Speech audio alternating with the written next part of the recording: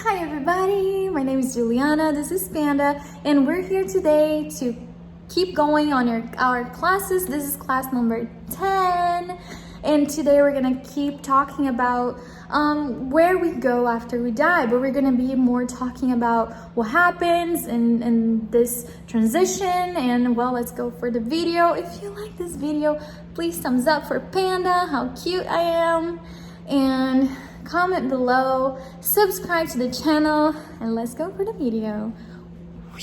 So today we're gonna be talking about the Spirit's book in the chapter of the soul after death, and it starts in the question 149. And the first question that Kardec asks is, what happened to the spirits after the disincarnation? And they say that it becomes spirit, meaning it goes back to the spiritual world, where it briefly left. Briefly. Why? Because we are eternal beings, meaning this life is just a blink. It's just one more life out of the billions that we have and still going to have. Question 150.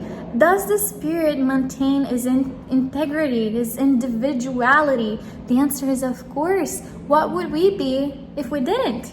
So we're here to learn and to be better souls. So what would be the reason if after death we don't bring all the knowledge with us, whatever we learn? So we have to have this individuality, because we are different people. We're there in the same path to the same place, right? Being as much pure as we can in our walk to the purity, to closer to God, and everybody is individually going that place, getting things and experience different things, and all getting there with their own individuality. So does the spirits bring something from the previous life? And the answer is yes, the memory, right? The knowledge. But all the souls have one single desire: to get better, to get to a better world. And remember, we get there to this beautiful world and we remember the memories from the previous life of like, okay, I have to do something, I have to, get better, to next time, which we'll have many next times, I can get to a better place and live happier and have happy memories and experience better things, and always evolving through those things, but in a better place. So that's the desire. Being the purest we can every single life. That's why we reincarnate many times. That's the only reason why. How should we interpret eternal life then? It's very hard to understand eternal as a human wording. We don't have all the intelligence to really understand, but Kardec asked this question. So the life of the spirit is eternal, and the life of the body is ephemeral. And when the body dies, the soul re-enters the eternal life, which is the spiritual life, the real life. Beautiful, right? A great question made by Kardec then is the separation of the body and the spirit painful after we die? And the answer is no. And they say actually that is more painful to reincarnate, because we know all the things that are going to happen, and we know that it's going to be way harder, because getting to be a pure soul is hard. We have to go through bad things, and we have that list that we talk many times, that we make a list before reincarnating of the things that we have to go through, and they're usually bad things, because we have to get pure and purer every time.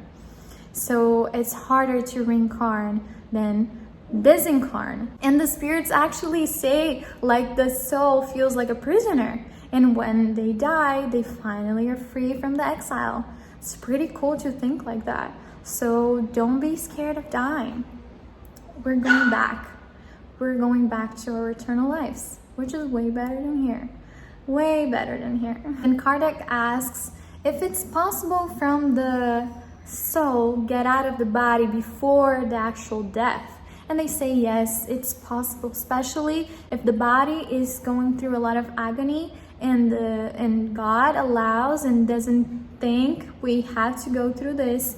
It is possible, and then we only will stay here organically, which is very interesting because twice in my life I experienced that. I was actually telling this story for a friend of mine the other day, that I had 2 people passing away, and I went to the hospital. They were already in a coma, and I got to the room. No one was there already with the person.